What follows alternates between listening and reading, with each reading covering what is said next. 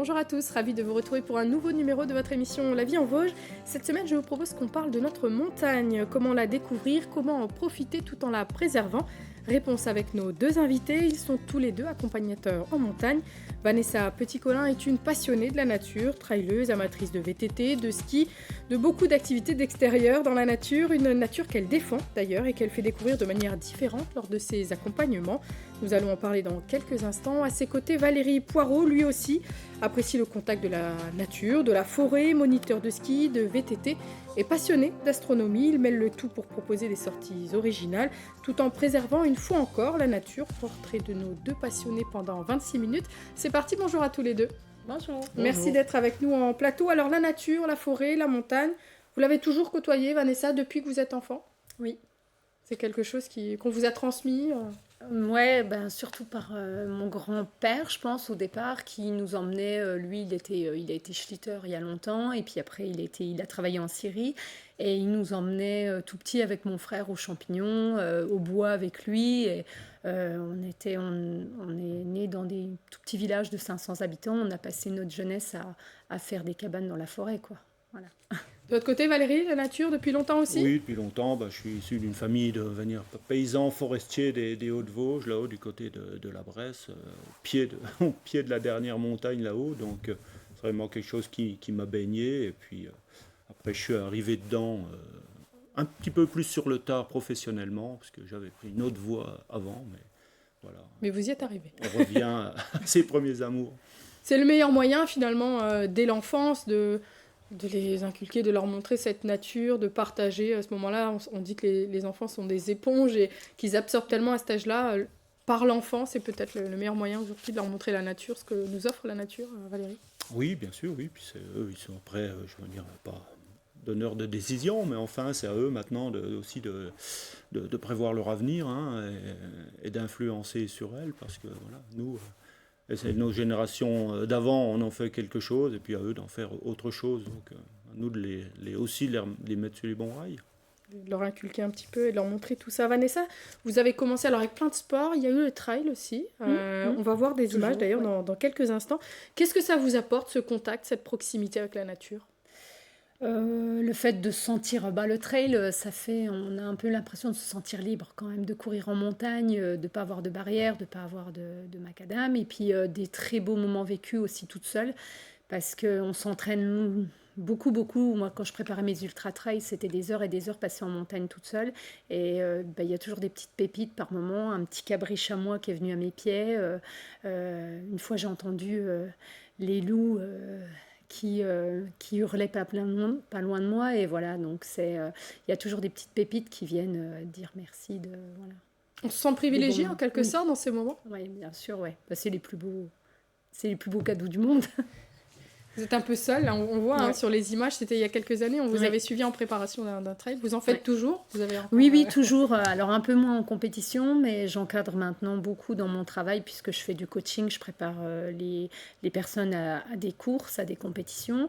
Et puis dans le cadre aussi je travaille un petit peu avec une société qui fait du séjour d'aventure, mais très simplement avec un bilan carbone, voilà, quelque chose de très raisonné. Et je fais des stages trail avec eux, des séjours trail avec eux. Pendant ces heures d'entraînement, de marche, de rando, de VTT dans la nature, qu'est-ce que vous constatez sur son évolution depuis les 10-15 dernières années ? Un petit peu le changement climatique, évidemment. C'est vrai qu'on sent que ça change. Les hivers sont moins rudes, il y a moins de neige. Et puis, beaucoup de monde aussi dans la montagne. C'est vrai qu'on se rend compte qu'il y a pas mal de monde maintenant, par le biais aussi des sports de montagne. Donc, en même temps, je ne vais pas le jeter la pierre, puisque j'en fais. Mais effectivement, voilà, oui, c'est vrai qu'il y a un petit changement de ce côté-là. Et voilà. On peut le faire tout en préservant, voilà, en ayant une bonne empreinte. On reparlera de la surfréquentation du massif et de la préservation dans quelques instants. Mais Valérie, vous, c'est plutôt le VTT et le ski plutôt que le trail ? Oui. Après, j'ai aussi couru autrefois en montagne, fait de la rando un peu, voilà, avec bâton. Mais effectivement, j'étais plus On était plus avec mon frère à faire du vélo, des compétitions de vélo, et puis après du VTT, donc on est resté naturellement là-dedans. Et c'est vrai que j'en ai fait dès les premiers VTT qui sont arrivés sur le marché. On avait découvert avec une bande de copains, et c'était aussi une manière formidable d'avoir agrandir son périmètre et d'aller en liberté en montagne, quoi. Finalement, travailler dans la nature, alors pour vous, Vanessa, parce que finalement, Valérie, vous avez fait quelque chose avant d'y revenir. Pour vous, ça n'a jamais été une question que vous vous êtes posée? Vous êtes tout de suite allé dans cette voie? Vous aviez envie de travailler dans la nature? Oui, alors je suis partie au départ, j'étais dans le milieu du cheval et j'ai fait un BEPA agricole, je voulais être dans l'élevage équin et puis ça s'est pas fait et donc j'ai eu aussi un cursus où j'y suis revenue après puisque j'ai travaillé longtemps dans le monde du handicap mais j'étais quand même dans le milieu équin, dans le monde du handicap et du coup dehors, en nature aussi puisqu'on les emmenait faire de la balade à cheval et après j'ai eu très vite envie de revenir travailler dehors. Et donc, Voilà. vous êtes devenue accompagnatrice en montagne. Comment on Ouais. devient accompagnateur en montagne, Valérie? Oh ben, des fois, question un peu fortuite comme ça. Je vous dis, moi j'étais parti de formation dans la mécanique, et puis un jour, Ah oui, ben, on vraiment. rencontre de nouveau des gens. Bon, j'avais une sœur aussi, un père qui était moniteur de ski, puis ils m'ont dit, bah, tu skis quand même bien, hein, t'as pas eu l'idée de. Bah non, et puis finalement on y revient comme ça très rapidement, comme si on devait, on devait quand même y arriver, quoi. Des formations, des qualifications, Vanessa, expliquez-nous. Alors oui, la On ne formation, s'improvise pas, pardon, non, accompagnateur en oui, montagne. complètement, elle est quand même assez intense. Là, elle a été refondue il y a pas longtemps, mais c'est vrai que ben, déjà, il faut presque un an pour s'y préparer, hein, parce qu'il y a un diplôme d'entrée qui s'appelle le probatoire, qui est quand même assez costaud, où il faut venir avec une liste de randonnées qu'on a déjà faites. Donc, il faut du temps pour se préparer, effectivement. Et puis après, une fois qu'on rentre dans le cursus de formation, il faut continuer à s'entretenir physiquement quand même aussi. Et puis, effectivement, bah, il y a des modules de formation, des unités qu'on va passer sur 2 ans, à peu près 2 ans et demi, même presque 3 ans maintenant, et avec à nouveau des randonnées à faire avec du public, avec un conseiller pédagogique, des autres accompagnateurs en montagne. Et puis, voilà, on avance petit à petit dans le métier, quoi. Voilà. Mais la formation, elle est quand même très dense, quoi. Les Vosges, un cadre de travail, un cadre de vie que vous décririez comment? Plutôt agréable, j'imagine, Valérie. Plutôt agréable, très diversifié, effectivement, avec la montagne, les lacs, la forêt. Alors moi, j'ai connu les Hauts-de-Vosges. Maintenant, je suis un peu plus vers l'ouest, aussi proche d'une belle forêt, une forêt d'exception, la forêt de Darney-la-Vosges. Ouais, très diversifié, proche de pas mal de centres urbains aussi. Donc, c'est aussi pour ça l'attrait de ce territoire, hein. Il y a beaucoup de choses à y faire, été, automne, hiver et toute l'année. Donc, oui, attrayant. On parlait de surfréquentation tout à l'heure avec Vanessa qui abordait tout doucement le sujet. Quel constat vous faites-vous? Est-ce que, bon, on peut difficilement dire qu'il n'y a pas de surfréquentation du massif, je crois qu'on Oui, est il y a tous une assez grosse d'accord là-dessus. fréquentation. Alors moi, comme Vanessa, qui faisons quelquefois des médiations pour le parc des ballons, effectivement, on constate l'évolution du client, un peu plus, bon, maintenant consommateur, on va dire, qui arrive quelque part, où il ne sait pas toujours où il arrive, quoi. Alors c'est bien d'informer, voilà, là il y a une réserve naturelle, là il y a des gens qui travaillent, là il y a des paysans, donc effectivement on arrive toujours quand même chez quelqu'un quelque part. Et ça, des fois, c'est peut-être un peu mal compris, et c'est ça qu'il faut faire, je pense, le plus comprendre à voilà, aux vacanciers, aux gens, aux séjournants qui viennent ici. Et ça, c'est, je pense, une grosse évolution, hein. Voilà, une culture qui est passée de la culture de la montagne, on savait où on venait. Maintenant, bah, il faut être un peu plus, faut faire un peu plus d'explications de texte, je crois. Il y a une importante sensibilisation à ce niveau-là, Vanessa. Oui, complètement. Il faut quand même faire extrêmement attention à ce qu'on fait. Il y a des secteurs qui sont quand même effectivement assez fragiles, avec des tourbières, il y a des milieux fragiles avec des animaux fragiles, et oui, on ne fait pas n'importe quoi. On voit aussi une recrudescence, il y a des fois, je ne sais pas, on voit des choses qui nous ahurissent quand même, des gens qui tournent des clips dans la montagne parce que c'est à la mode, mais enfin, je ne sais pas, moi il y a des fois je me demande toujours Pourquoi? on a du mal. Pourquoi? Bah oui, c'est à la mode, on comprend bien, c'est joli, mais il y a des choses on se dit, il y a des choses qui se font pas en montagne. Et voilà, on peut pas avoir le même comportement forcément qu'à la ville. Et donc voilà, mais c'est vrai que ça, et puis ben, surtout nous, là où on est hyper vigilant et où je pense avec nos clients, on fait beaucoup de prévention, c'est tout ce qui est les déchets. Bien parce sûr, qu'on en trouve beaucoup partout et qu'on peut avoir des fois des personnes qui vont nous dire les mouchoirs en papier, par exemple, oui, mais c'est biodégradable. Non, on ne laisse pas des mouchoirs en papier dans la nature. Et, c'est moi, peut-être je sais ça pas, qui est je suis assez un petit peu fou de contre se dire ça. qu'aujourd'hui, avec toute la communication, la médiatisation qui est faite autour des déchets, Ouais. qu'on retrouve encore des Ouais, déchets ouais. dans la nature, dans la Oui, forêt. mais complètement. Oui, bien sûr. Oui. Complètement. Et bon, il y a aussi l'effet, je crois, réseaux sociaux, qui est un peu là, le côté négatif, c'est qu'on partage beaucoup de choses, les gens, des itinéraires, tout ça, qu'il faut rappeler qu'il y a beaucoup d'itinéraires, notamment d'hiver, qui ne sont pas praticables. Et qui sont même très dangereux. Très dangereux, bien donc sûr. on voit encore tous les jours ce week-end des secours en montagne qui devraient probablement pas avoir lieu parce qu'on ne peut pas aller n'importe où et tout le temps. Voilà. C'est aussi l'objectif et le pourquoi les accompagnateurs en montagne existent, pour accompagner justement ces personnes. Alors on parle surfréquentation d'un côté, changement climatique de l'autre, avec le manque de neige, notamment en hiver dans notre département. Que viennent chercher les touristes aujourd'hui s'ils ne viennent plus pour la neige? Quels sont les atouts de notre massif en ce moment? On est en plein hiver justement, Vanessa. Pourquoi viennent les touristes? Mais on reste quand même dans la pleine nature. Je pense que maintenant, les gens l'ont bien à l'esprit, c'est-à-dire qu'ils savent bien qu'il n'y aura pas forcément de la neige, parce qu'on en parle quand même depuis longtemps. Et c'est vrai que depuis le Covid, nous, on remarque quand même aussi qu'il y a eu un gros retour à la nature. Beaucoup de gens qui marchent, et notamment beaucoup de jeunes aussi. Alors ça, je trouve que c'est quand même plutôt positif, parce que autant la randonnée était ringarde avant pour les jeunes, maintenant, elle est devenue à la mode chez les jeunes. Voilà, donc, mais voilà, encore une fois, il faut leur apprendre les bonnes pratiques. Et les gens qui ont un peu plus d'expérience sont là pour ça aussi, mais ça peut être aussi les parents, pas que nous, Bien mais sûr, ouais. pour apprendre les bonnes pratiques pour respecter. On s'adapte, on propose d'autres choses aussi, on innove aussi. Valérie, on fait sans cette neige et on propose un tourisme de 4 saisons, comme on dit. Voilà, 4 saisons, voilà, les gens viennent chercher des micro-aventures, de l'immersion, c'est ce qu'on va leur proposer, puisqu'on s'adapte aussi, l'accompagnateur s'adapte aussi avec des produits un peu nouveaux. On va parler justement des activités que vous proposez dans quelques instants, mais juste avant, je vous propose qu'on regarde un reportage de nos archives, retour en 2018 aux Trois Fours, avec un groupe de randonneurs malvoyants qui partent pour une balade en raquette. On regarde, et on en reparle juste après. Le reportage est signé Hélène Leplat et Ludovic Bisilia.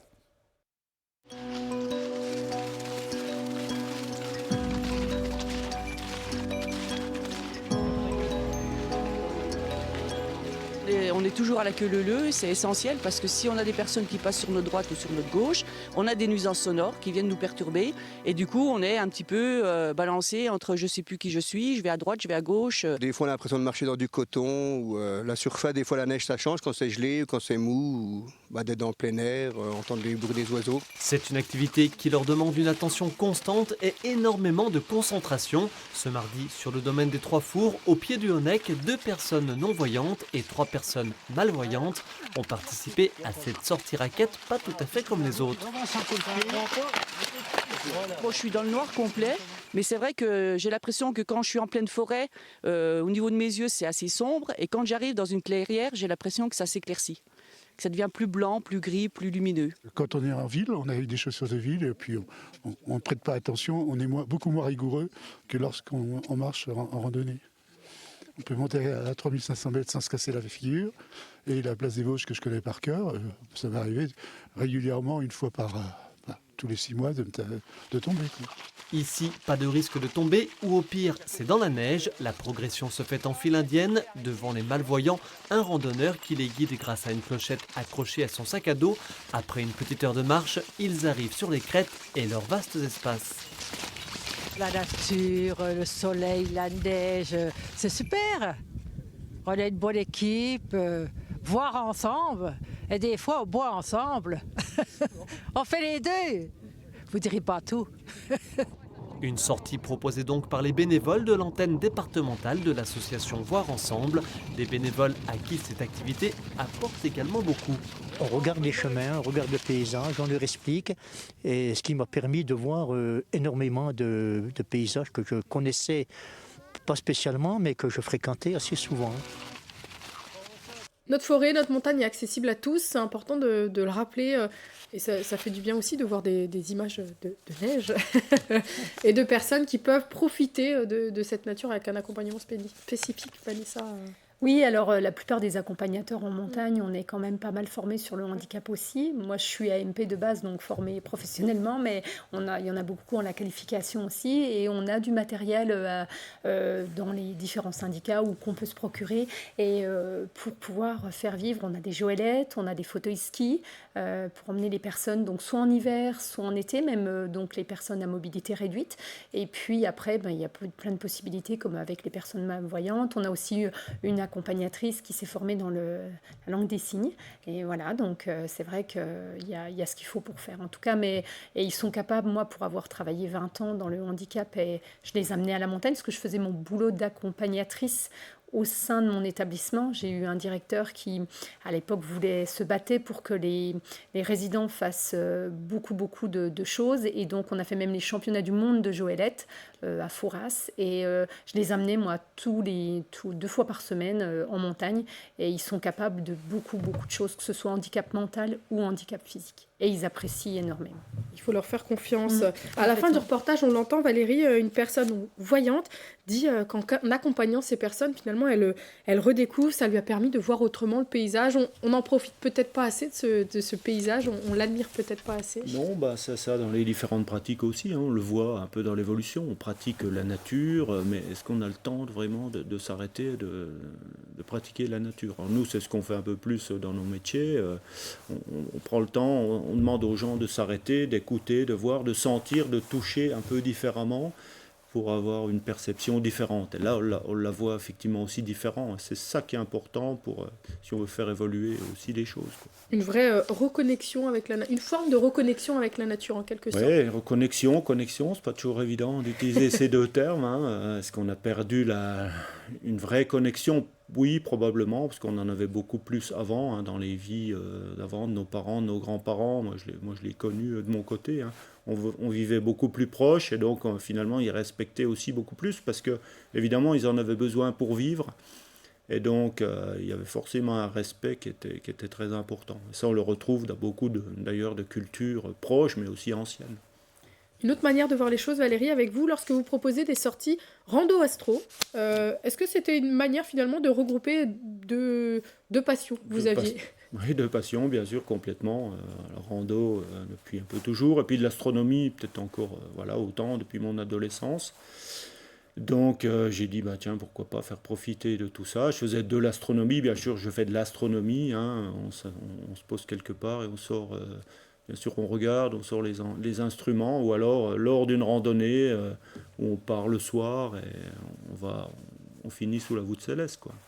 Randonnée un petit peu différente C'est une randonnée différente, et puis encore une fois, voir l'espace différemment, quoi. Et puis ça amène beaucoup de questions, c'est ça qui est intéressant. Autant chez les enfants que chez les parents. On s'émerveille de nouveau devant quelque chose qui est très important. Et j'en profite, on parlait d'environnement tout à l'heure. L'environnement nocturne, moi je fais partie aussi d'une association de protection du ciel, l'environnement nocturne, qui conseille, bien sûr, les communes, tout ça, pour cette protection. Alors c'est pas forcément que pour regarder des étoiles, c'est aussi la biodiversité. On l'oublie souvent, elle se fait aussi beaucoup la nuit. Et ça, c'est les efforts qui sont faits aujourd'hui sont très importants pour la garder, justement. Préservation jour et nuit, il ne faut pas l'oublier. Ah oui, non, jour et nuit aussi. Ces randos astro, ça se pratique même l'hiver, l'été alors l'été, sûr. Oui, j'imagine. Alors l'été, on l'imagine beaucoup plus, bien que du printemps, je dirais de l'automne au printemps, même l'hiver, ça se pratique bien, puisque la nuit vient plus tôt, déjà, on l'oublie. L'été, ça vient beaucoup plus tard, donc il faut veiller plus tard. Et puis on a des ciels souvent beaucoup aussi jolis et beaucoup plus noirs en hiver. Bon, évidemment, il fait pas toujours, les températures ne sont pas toujours clémentes, mais voilà. On le fait beaucoup plus tôt, des fois en hiver, des 18h, des 19h, on peut faire une balade sous les étoiles ou observer le ciel simplement. D'accord. Original aussi, vos sorties immunité par le froid, Vanessa. Alors original, mais un peu plus... risqué, il faut le dire. Il faut être motivé, courageux. On va voir quelques images en même temps qu'on va en discuter. Mais pourquoi vous avez mis ça en place? Qu'est-ce qui vous a donné envie de proposer cette immunité par le froid? Alors, j'ai eu le premier Covid, moi, en 2020, tout juste quand il arrivait. J'ai été malade plus d'1 mois et j'ai fait un Covid long.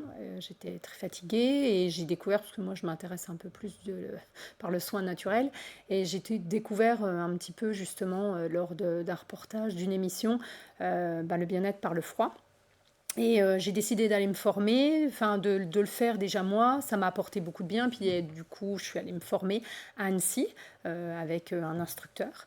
Et donc ensuite, voilà, j'ai commencé à le proposer. Et puis, c'était plutôt positif, hein. Les gens, ce qu'ils ressentent, c'est vraiment un boost d'énergie. Là, j'ai refait un DU cryothérapie pour être vraiment, parce que ce que j'avais fait, c'était pas forcément reconnu en France, donc j'ai voulu passer par le côté vraiment reconnaissance Officiel, diplôme voilà. officiel, voilà, parce qu'on est quand même professionnel, il faut pas faire n'importe quoi. Et voilà, le DU cryothérapie, c'est de la thérapie par le froid, mais moi je le fais bien sûr en pleine nature, et je l'associe souvent à la sylvothérapie, parce que effectivement, il y a un côté où on est vraiment dans le ressenti. Et pour moi, ça vient clôturer vraiment bien les séances. Et voilà, il y a vraiment quelque chose de chouette en tout cas. Comment ça se passe? Alors, on voit sur les images, vous avez d'abord marché pour atteindre peut-être un certain lieu. Après, Ouais. on enlève première partie de vêtements. Et Oui, puis, voilà, avant d'aller dans le fait, froid, on habitue son corps. Il y a un protocole, j'imagine, à suivre. Oui, On il fait y a pas un n'importe protocole, quoi, hein. ouais. Alors, pour la méditation, le corps exposé au froid, ça relève un peu du yoga Tummo, le yoga dans le froid on peut retrouver chez les moines tibétains. Ils font ça au Tibet à 5000 mètres, hein. Voilà, ils font beaucoup de méditation, ça rentre un peu dans ces sphères-là. Et donc, moi, je le fais pour déjà faire une première approche, comme ça, les gens, ils sentent déjà leur corps, comment ils réagissent avec l'air. C'est beaucoup moins déjà physique que l'eau. C'est plus doux. Et puis après, on clôture par une immersion en eau froide, effectivement. Qui sont les personnes qui viennent pour ce type de sortie? Qu'est-ce qu'elles cherchent? Alors, j'ai toutes les personnes, je dirais que j'ai tous les âges, ça va de 20 ans à 60 ans. Alors, souvent, c'est un petit défi par rapport à elles-mêmes. Alors, moi, je recale un peu en disant qu'on vient pour ce... Alors, j'aime un peu moins ce côté défi. Pour moi, j'ai vraiment envie que les personnes, elles viennent pour du bien-être. Et c'est vraiment une introspection, un chemin vers soi. Parce qu'il faut lâcher prise. Si on ne lâche pas prise, ça ne peut pas fonctionner. Valérie, l'immunité par le froid, c'est... Je n'ai pas encore fait, mais je disais tout à l'heure à Vanessa, effectivement, oui, j'essayerai bien. Et puis, voilà. Mais cette progression, je pense, elle est importante. Comme on dit, on ne vient pas toujours pour des défis, on vient aussi, c'est aussi une introspection, hein. Moi, pareil, je le vois en astronomie, c'est intéressant, parce que finalement, quand on regarde de loin, on se rapproche un petit peu de soi. Hein. On parle de grands enjeux environnementaux et tout, mais finalement, lever le ciel, hein, et puis on se rend compte qu'on est effectivement tout petit, hein. Ça nous permet aussi de raconter des histoires, hein, bien sûr. Quand on regarde loin, très loin, au-delà de notre galaxie, c'est intéressant, parce qu'il vient des questions intéressantes. Voilà. À côté des randos astro, d'autres sorties, Valérie, en quelques mots? Eh ben, vous voyez, je fais aussi comme Vanessa, je fais partie du programme forêt l'Effet Vosges du département, donc je fais aussi de la sylvothérapie, et puis je suis dans un coin aussi qui est intéressant, puisque les Voivres, près de la grande forêt de Darney, c'est une grande forêt de chênes, de hêtres, ça permet d'allier un petit peu tout ça, et puis faire des choses qu'on aime, voilà, un peu plus, faire des choses qu'on aime vraiment, et puis de les transmettre aux autres. Donc ça fait partie de ça, voilà. Des randos classiques bien sûr, et aussi des sorties en vélo, VTT aussi, assistance électrique sur le massif. Je fais encore, mais je recentre beaucoup plus mon cœur de métier sur la forêt et puis l'astronomie aussi, oui. Il y a déjà de quoi faire. Déjà. Vanessa, vous, à côté des bains de froid, donc des randos raquettes, des randos tout court, et dites-nous en quelques mots ce que vous proposez. Moi, je propose du coaching aussi, donc de l'accompagnement de personnes. J'ai aussi un petit peu ouvert des gîtes et je fais aussi des massages et du coup du massage en pleine nature. Et on fait aussi des fois des petits séjours privatifs avec nuit en tipi, avec petits repas aux produits du terroir. Et après, les gens, ils peuvent prendre comme ils veulent, avec un massage ou pas en pleine nature, avec le repas, sans le repas, avec la marche, sans la marche. Voilà, un peu du produit, on va dire, vraiment sur mesure, en fait. Voilà. On s'adapte vraiment. Et l'école de la nature aussi avec les enfants. Un mercredi par mois, j'emmène les enfants. Donc là, c'est de mon secteur. Et puis aussi de la marche nordique. Il y a de quoi faire aussi. Oui, il y a de quoi faire. Ouais, c'est vrai. Toujours avec cette sensibilisation à la préservation, comme on le disait, qui est très importante dans notre massif. On est déjà à la fin de notre émission, donc je vous remercie d'avoir été avec nous sur ce plateau. Merci à toute l'équipe pour la réalisation de cette émission. Moi, je vous donne rendez-vous la semaine prochaine et je vous souhaite une très bonne semaine sur Vosges Télé. À bientôt.